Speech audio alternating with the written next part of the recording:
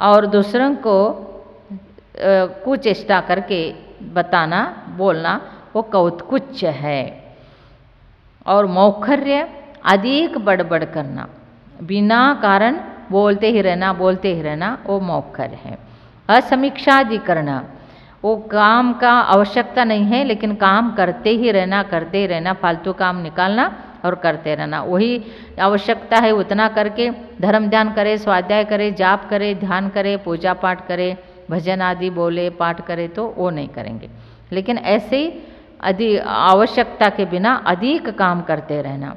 उपभोग परिभोग अनर्थ है, और उपभोग परिभोग वस्तु भी अनावश्यक ही इकट्ठा करते रहना, जिसका उपयोग ही नहीं है, कभी जीवन में उपयोग ही नहीं आता है, लेकिन उसको भी इकट्ठा करते करते रखते जाना, ये सब क्या है? अनर्थ दंडवृत्त के अतिचार है।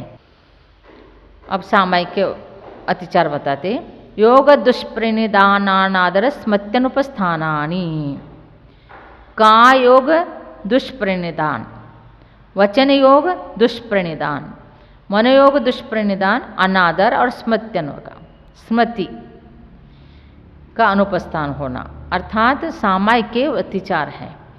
योग में मन वचन काय तीनों आ गया, इसकी दुष्प्रणिधान बताया। अर्थात जो काय है तो सामायिक बैठे हैं लेकिन हिल रहे हैं और मक्खी आदि या मच्छर आदि को हटाएंगे, ये सब करते हैं, तो काय का दुष्परिणाम हो गया। वचन का तो मन से, वचन से जो उच्चारण मंत्र आदि का उच्चारण कर रहे, सामायिक कर रहे तो किसी को कुछ बोल नहीं रहे, लेकिन वचन में क्या है? शुद्ध उच्चारण न करते हुए अशुद्ध उच्चारण करना मंत्र आदि का, ये वचन दुष्परिणाम है। और मन दुष्परिणाम क्या है? मन सामायिक में मन नहीं है, कहीं भी मन भटक रहा है, वो मन दुष्परिणाम। उसमें कहते हैं कि मराठी में कहावत है, माला फेरे हाथ में, मनवा फेरे बाजार में। बोले तो सामायिक जाए, नहीं तो गुड़ का बेड़ी कुत्ता खाए। अर्थात सामायिक तो बैठे हैं आंख बंद करके, हाथ में तो माला घूम रहा है, लेकिन मन कहाँ घूम रहा है? तो बाजार में घूम रहा है। तो कहीं भी मन भटकता है और एक चित्त होके कोई तत्व का चिंतन या नमोकार मंत्र के ऊपर या श्वासोच्छ्वास पूर्वक नमोकार या अरहंत परमिष्ट का या सिद्ध परमिष्टि का उपयोग लगा के ध्यान लगाना, श्वासोच्छ्वास पूर्वक, तो श्वास के ऊपर अरहंत सिद्ध जो उच्चारण करते हुए, जो हम नमोकार मंत्र में 3 श्वासोच्छ्वास करते, नमो अरिहंतानम श्वास ऊपर, नमो सिद्धानम नीचे, नमो आयर्यानम ऊपर, नमो लोवे नीचे, सव्व साउन ऊपर, नमो लोवे ऊपर, सव्व साउन नीचे। तो ये 3 श्वासोच्छ्वास हो गया। जितना देर तक रुक सकते हैं श्वास को, उतना रुकना, और फिर उस टाइम में आत्मा का चिंतन, भगवान का चिंतन, समोशन में हम बैठे हैं आदि ध्यान लगा के सामायिक करना, तो ये सामायिक होता है। लेकिन उस तत्व ज्ञान नहीं है और भगवान के तरफ भी ध्यान नहीं जाता है, मंदिर में भगवान विराजमान है, समोशन में है, भगवान का स्वरूप क्या है, इसका ज्ञान न होने के कारण मन जो कहीं कहीं भटकता रहता है, तो वो मन दुष्परिणाम है। और अनादर, तो अनादर भाव का अर्थ है सामायिक के प्रति विनय नहीं है, आदर नहीं है, अनादर भाव। स्मृति का अनुपस्थान, अर्थात भूल जाना सामायिक का टाइम, ये सब सामायिक का अतिचार है। अप्रत्यविक्षता प्रमार्जितोत्सर्गाद संस्तरोपक्रमणानादर स्मृत्युपस्थानानि।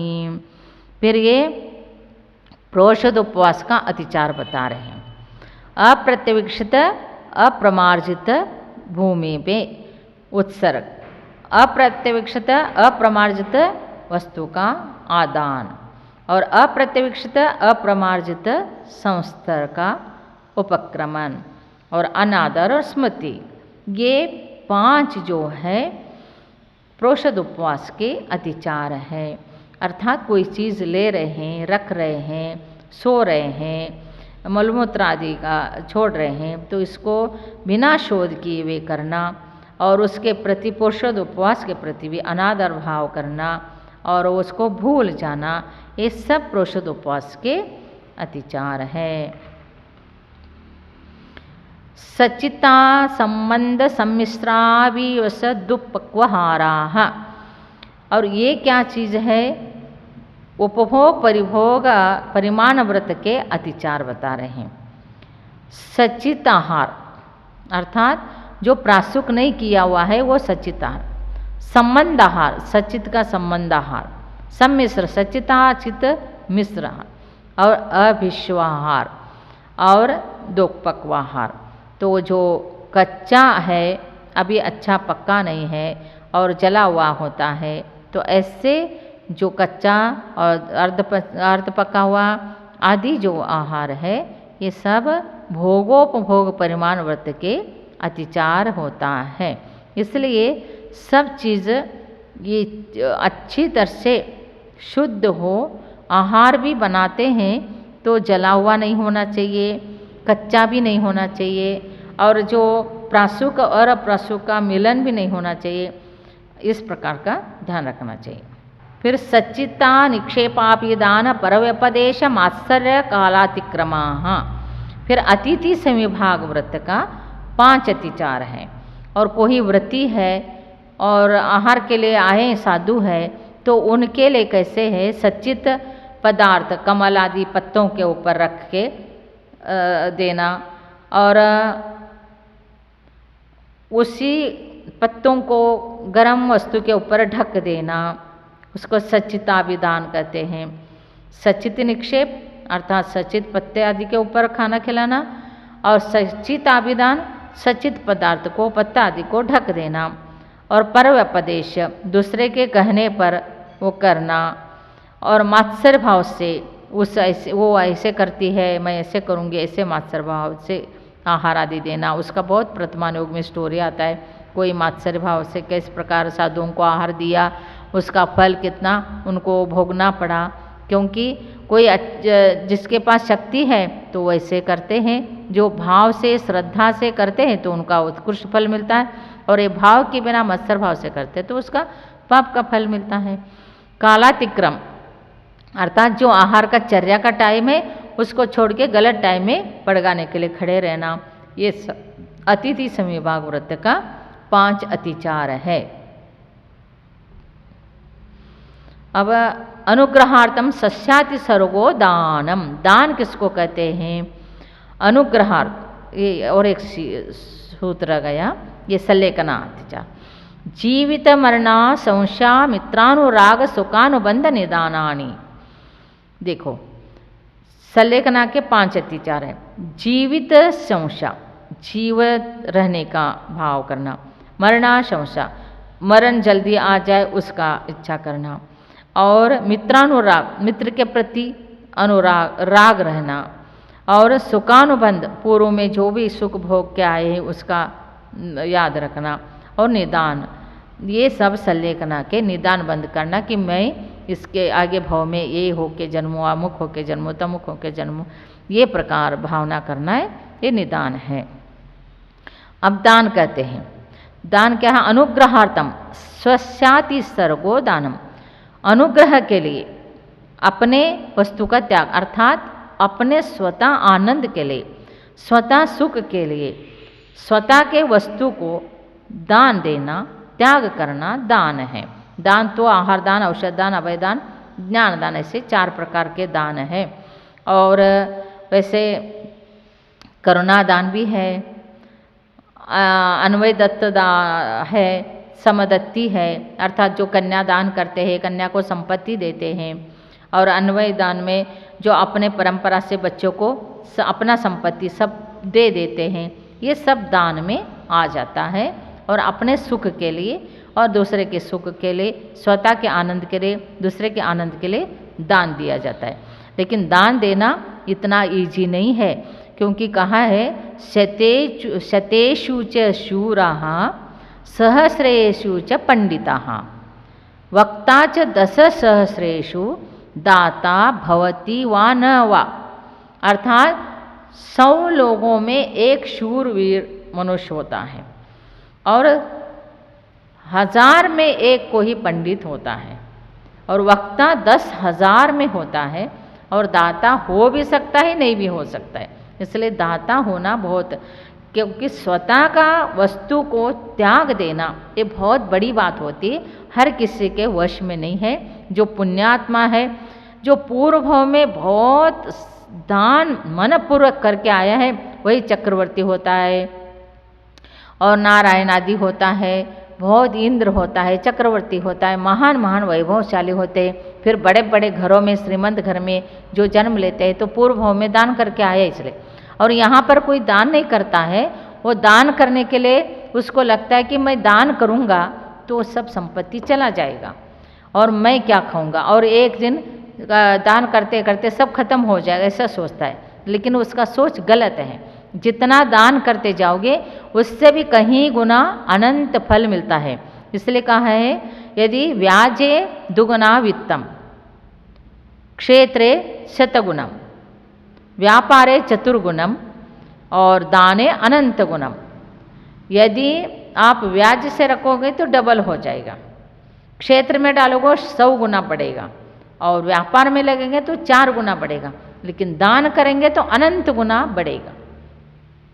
जो दान करता है वही वैभवशाली होकर जन्म लेता है, और दान करना आवश्यक है।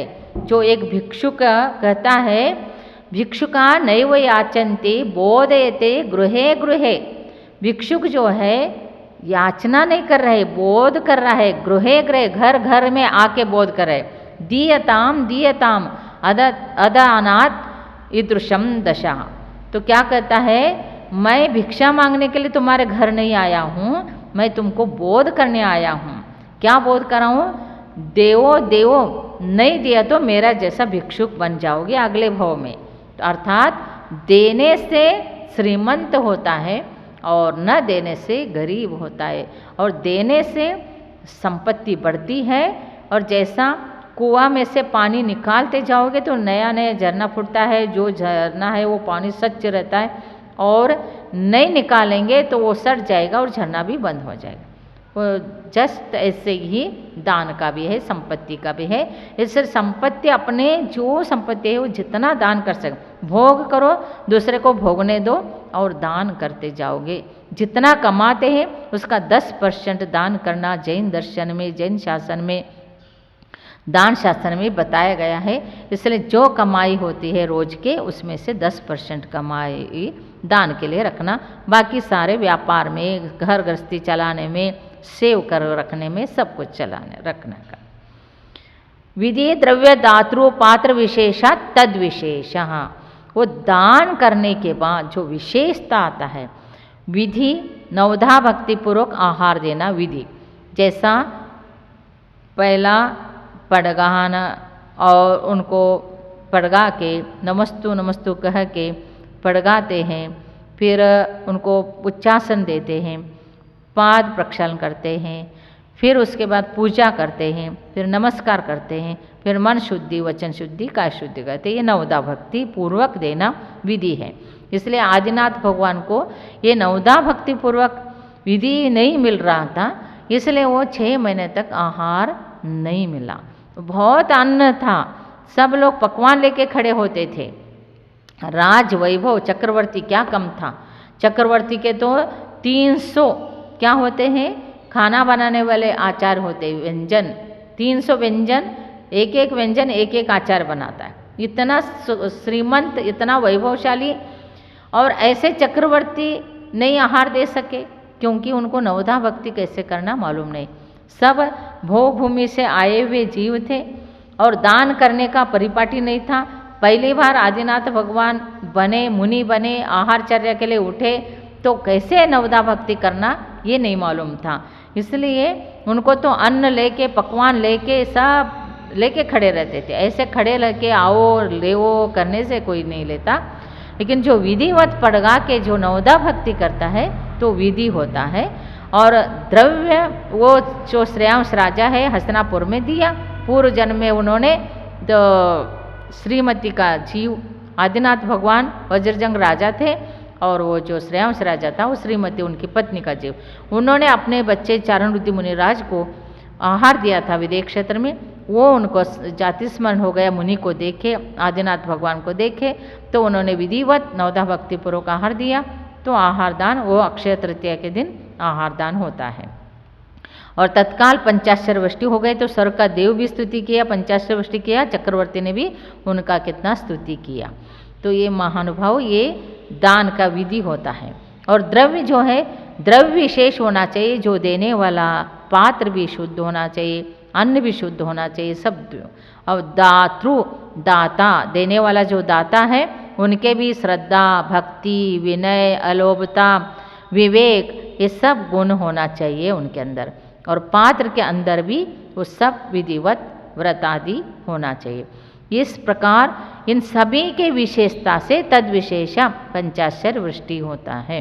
तो दान का भी बहुत महत्व है, और जीवन में तो दान करना ही चाहिए। सब प्रकार से वही आवृत्ति करके पुण्य करना, दान करके पुण्य करना, परोपकार करके पुण्य करना, दूसरे के प्रति भाव अच्छा रख के पुण्य करना, एक इंद्र से लेके पंचेंद्र तक जितने जीव है उनका रक्षण का भाव रखना, और हर जीव सुखी रहे, सभी जीव सुखी रहे, सभी को खाने को मिले, पीने को मिले, रहने को मिले, और कोई जीव दुखी नहीं रहे, ऐसे निरंतर भावना भाना चाहिए। और ऐसे जो हम भावना भी भावते हैं, अनंत जीव है, कहाँ कहाँ हम पहुँच सकते, लेकिन जो हमारे नॉलेज में है हम कर सकते, हमारे रेंज के अंदर है, तो उनके लिए जो कुछ कर सकते वो करके सब पुण्यार्जन करना चाहिए। महानुभाव, ये बहुत पुण्य का बंध का कारण है, और ऐसे पुण्य जो है हमारे भव भवांतर को सुधार के सब पुण्यार्जन करा के परंपरा से मोक्ष के लिए भी कारण बन जाता है। इसलिए शांतिनाथ भगवान भी पूर्व भव में मुनिराज को आहार दिए, तो ऐसे श्रीशन और आहार दे के उसके बाद भोग भूमि आदि फल भोग के, स्वर्ग का फल भोग के वो तीर्थंकर प्रकृति का बंध किया। तो ऐसे सीता का भाई जो भामंडल, उन्होंने चतुस्संग का चतुर्मास करा के आहार दान दे के भोग भूमि में गए, वहाँ से स्वर्ग, स्वर्ग से अब मोक्ष।